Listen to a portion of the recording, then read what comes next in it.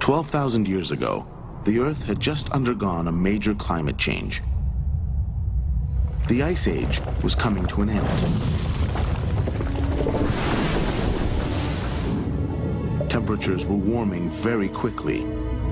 In a few dozen centuries, 2/3 of the ice cap melted away. The oceans rose 120 meters, shaping the continents. A less harsh, more stable climate settled in. Plants and animals multiplied. For Homo sapiens, the hunter-gatherer, life had never been so easy.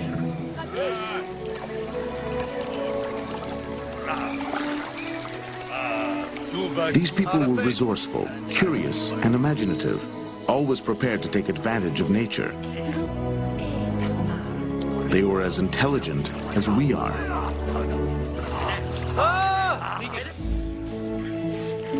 They had the same brain as ours, the same heart, the same genes. Biologically, they were exactly the same as us. 3 or 4 million humans shared the planet. It was the golden age of the hunter-gatherer. Societies of hunters and gatherers had larger areas to expand and subsist in. Therefore, they generally relaxed their reproduction and had more kids, more people. So in a way, by 11,000 years ago, the world of hunters-gatherers was full in all the continents. The first signs of a new era appeared.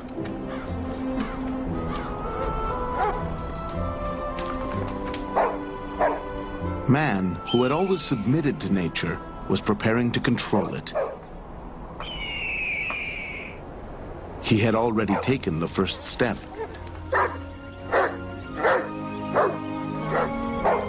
He had domesticated the wolf, a wild animal, making it the dog, a faithful companion. Between the two, there was no ambiguity. Man was the master. But this had taken time, several hundred years. This was a world which evolved slowly. Jean-Denis Vigne, of the Musée National d'Histoire Naturelle in Paris, is an archaeologist specialized in animal domestication. Il est possible que se soit instauré progressivement une espèce d'entraide entre les loups et les hommes qui avaient à peu près les mêmes gibiers, des stratégies de chasse très évoluées, des hiérarchies sociales qui pouvaient, à la limite d'une certaine manière, réagir en complémentarité. Et le chien, finalement, est rentré dans ce système social de l'homme, peut-être autant que l'homme a souhaité qu'il y rentre pour lui apporter une aide pour la chasse, ou bien simplement de la chaleur, puisque c'est un très bon chauffage, un chien. En hiver, ça chauffe bien quand on dort tous ensemble. The mythical image of the nomad is that of the noble savage who travels and discovers unknown territories. Actually, Homo sapiens traveled by necessity. It was a question of survival. He stayed longer in places where the food supply was good. Ce nomadisme a été en fait très diversifié. Quelquefois, c'était un vrai nomadisme avec des arrêts tous les 3 jours. Et d'autres fois, c'était des arrêts vraiment saisonniers avec déjà une espèce de petite implantation. Homo sapiens looked for the best places to live. The richer the territory, the less he had to travel.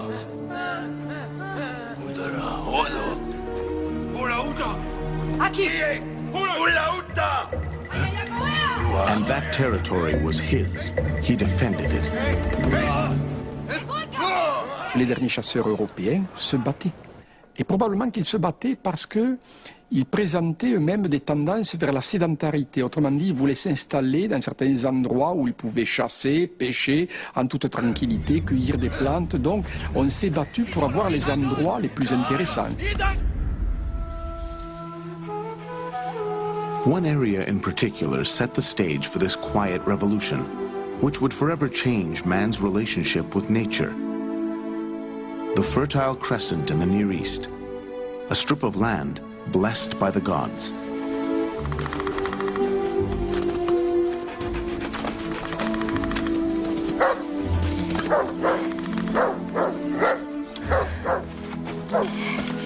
only place in the world where wild wheat and barley grew. A heaven for hunter-gatherers. A group of nomads arrives from elsewhere. A culture shock awaits them. Oda! Yoru! Oda! Oda! They have come across a hamlet of round huts with stone walls. These nomads didn't know that they were looking at the first houses. Humans had decided to settle here permanently, to create a village.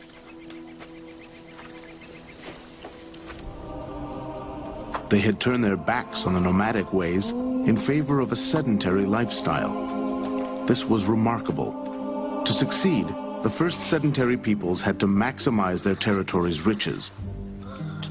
They had to be extremely effective hunter-gatherers.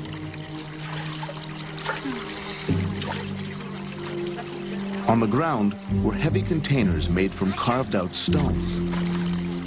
These sedentary people knew things that the nomads did not. What had prompted the people who had built these stone houses to become sedentary? Was it choice or necessity? Stuck between the sea and the desert, the Fertile Crescent hunter-gatherer didn't have a choice.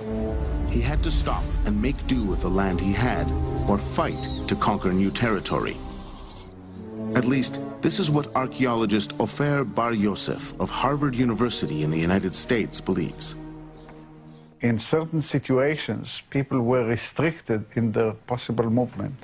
And maybe one of the best examples is in the Near East, where you have the Mediterranean Sea on one side and the Syro-Arabian desert on the other side. So the living places were much narrower than in other places. You had to settle down and take care of your environment. For other experts, geography and climate were not the only imperatives that forced humans to settle in one place. Archaeologist Jean Guillain, a professor at the Collège de France, specializes in the Neolithic. Mon sentiment personnel, c'est que les changements climatiques accompagnent. Mais dans ce cas particulier, je pense que c'est l'homme, c'est sa volonté, son désir de changer qui ont été à la base de la néolithisation. Autrement dit, pour moi, la néolithisation, c'est essentiellement un changement culturel, un changement d'optique. C'est la maturité intellectuelle de l'homme qui fait qu'à un moment de son évolution, Sapiens a décidé de changer de vie. Historians long believed that it was agriculture that had caused nomads to adopt a sedentary life. Untrue. 12,000 years ago, agriculture did not exist. The first villages were hunter-gatherer villages, but these were highly evolved hunter-gatherers. In the stone huts, the nomads from afar discovered a veritable pantry: seeds, flour, legumes. The Fertile Crescent people were incredible gatherers. Their main source of food was plants.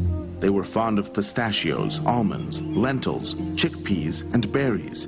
They could grind wild barley and wheat into flour.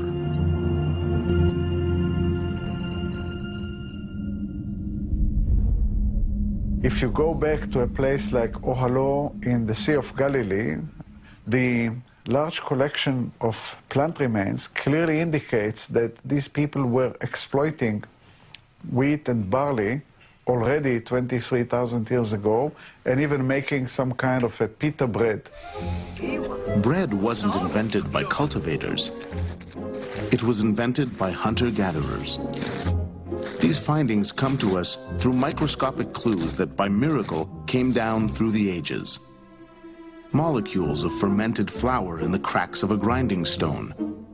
Charred fragments of cereals embedded in a plate.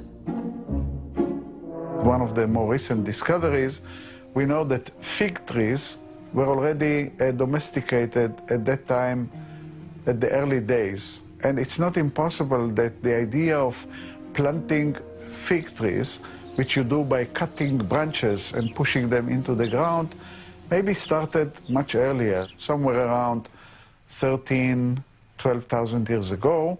So by the time you come to the early villages around 11,000 years ago, figs were already available. But figs are not staple food. They're more like having your ice cream at the end of the dinner.